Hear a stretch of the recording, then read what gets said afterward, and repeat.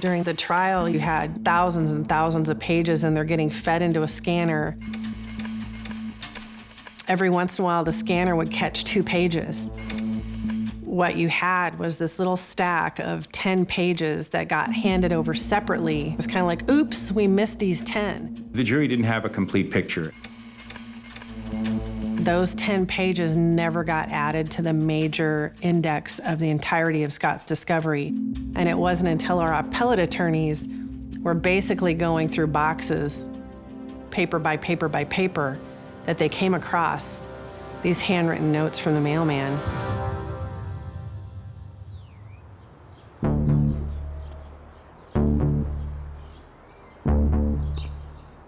From 10:35 a.m. to 10:50 a.m., Russell Graybill, who is the letter carrier, he delivers the Petersons' mail.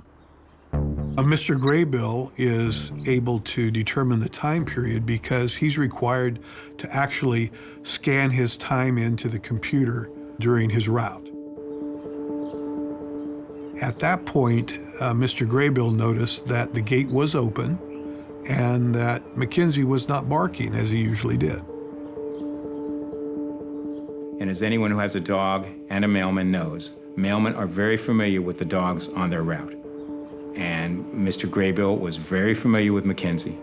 He told the police that Mackenzie would bark at him every day. No matter where Mackenzie was in the house, Mackenzie barked. Mackenzie was that kind of dog. He told police that on the 24th, Mackenzie did not bark. It was just this incredible moment where we all said, oh my gosh, everyone has been accepting as truth this idea that whatever happened to Laci happened before 10/18, but that's absolutely not the case.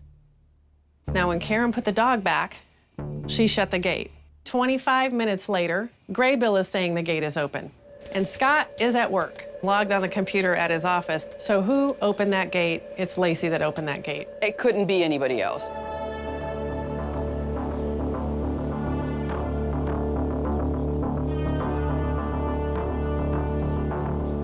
It is quite feasible that people who see Laci walking the dog after Karen puts the dog back are correct. Keep in mind that Karen Service's timeline wasn't something she was guessing at. She had receipts to show when she was at the stores downtown, as opposed to people who said they saw Laci and who saw Laci, but didn't necessarily clock it, didn't necessarily have the same receipt to show the time. And so counsel is forced to make a calculated judgment at that point, and the Laci sighting witnesses never testified.